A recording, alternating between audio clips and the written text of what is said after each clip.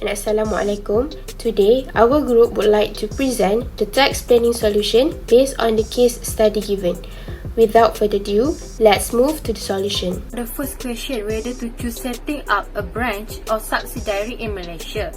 NewCo is advisable to set up the new company as a subsidiary instead of branch, since the company will be treated as a resident in Malaysia and entitled for many incentives in Malaysia.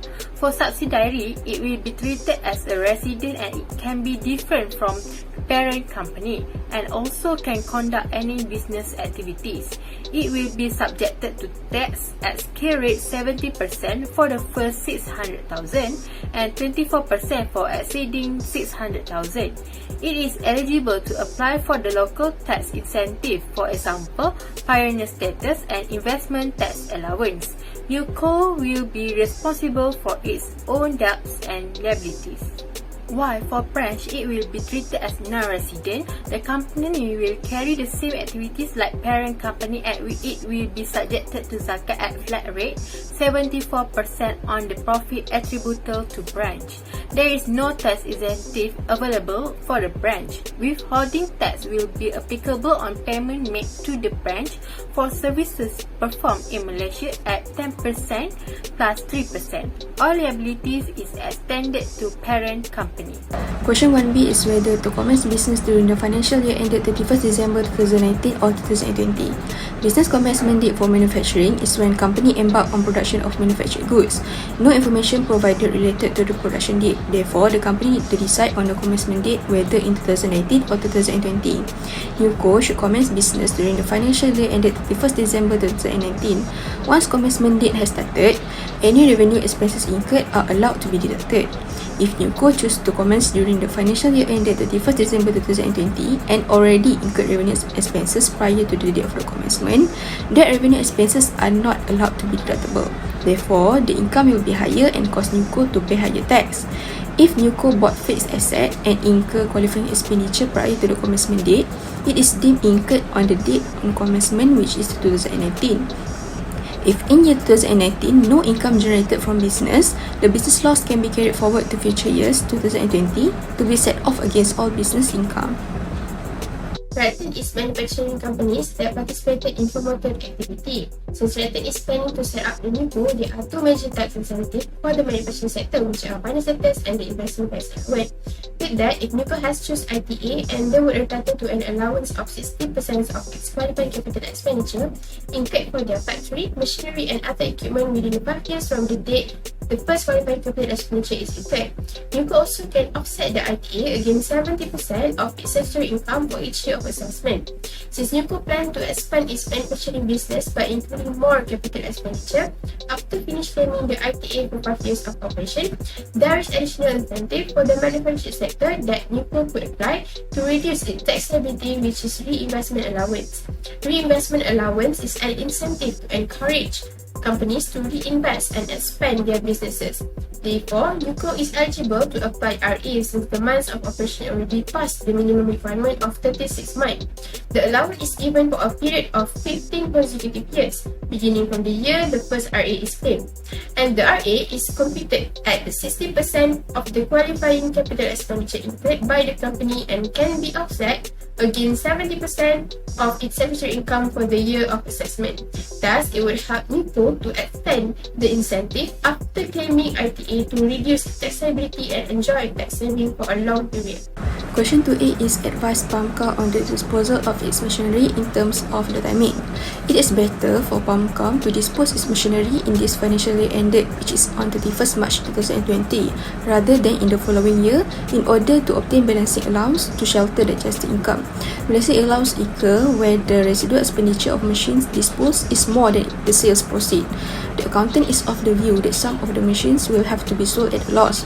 The loss on disposal of the machines will reduce the income of the PAMCA. Therefore, the amount of tax chargeable to PAMCA also will be lower. PAMCA should not postpone the disposal of machine to the following year, 31st March 2020, since it will defer tax liability. The balancing charge incurred from the profit on disposal will increase the income of PAMCA, thus lead to higher tax chargeable to the company. stamping machine was bought on 1st June 2019. The Pamka intends to dispose the stamping machine now. Paragraph 71 Schedule 3 stated that the tax authority is empowered to pay back the capital allowance claimed in previous year and treat it as a balancing charge in the year of disposal, since the disposal of asset is within 2 years. Since asset will generate balancing charge, Pamka should postpone the disposal to the following year instead of disposal at the end of the year in order to defer tax liability and enjoy the tax saving. The related companies are Damchi, Pamcha and Rupa because they are commonly ownership by Dalmo. Dalmo has more than 70% of ordinary shareholding in all of the three companies. So in this case, the surrendering companies is Pamcha, as Pamcha has the current year loss amounting 600,000 available for surrender. However, Pamcha is not eligible to be surrendering companies. Pamcha not meet the condition of eligibility, which is claimant and surrendering company. Each has a paid-up capital exceeding 2.5 million at the beginning of the basis year, since Pamcha only have 2.3 million. Next, for the claimant companies, it is Ruba and Damchi. However, Ruba is not eligible to be claimant company because Ruba is currently enjoying ITA incentive. Damchi is eligible to be claimant companies, however, there is no surrendering companies. So in conclusion, Dalmo Group of companies cannot make use of crude relief to reduce their liabilities for the year of assessment 2020 and 2021 because not met the condition of eligible for crude relief. So we proceed to question 20. Ruba Sendirian Berhad should use leasing method because it is the best method to finance the purchase of new machinery instead of lateral loan method.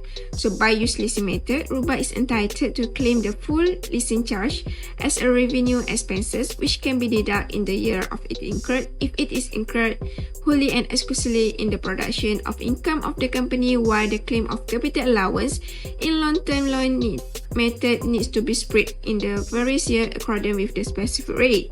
So in this case, Ruba is a profitable company, but if Ruba has a current year loss business, the leasing charge will increase the adjusted loss, and therefore current year business loss will allow to shelter other income in the current year at the aggregate income.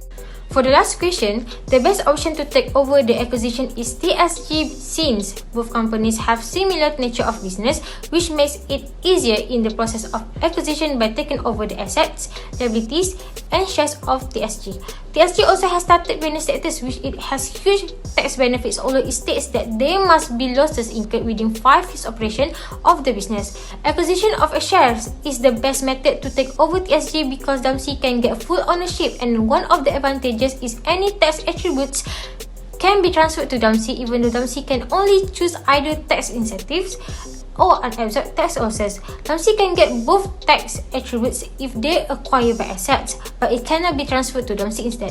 TSG is allowed to carry forward accumulated tax losses for 7 years and unutilized capital allowance to be set off against their future business income. Since TSG is not a dormant company and predicted that it can be a profitable company in 1 year. Besides, TSG can still continue to claim pioneer status as they are eligible for group relief loss, which it makes it more reasonable to choose shares over business assets. This gives benefit to TSG as there must be losses incurred for the next 5 years.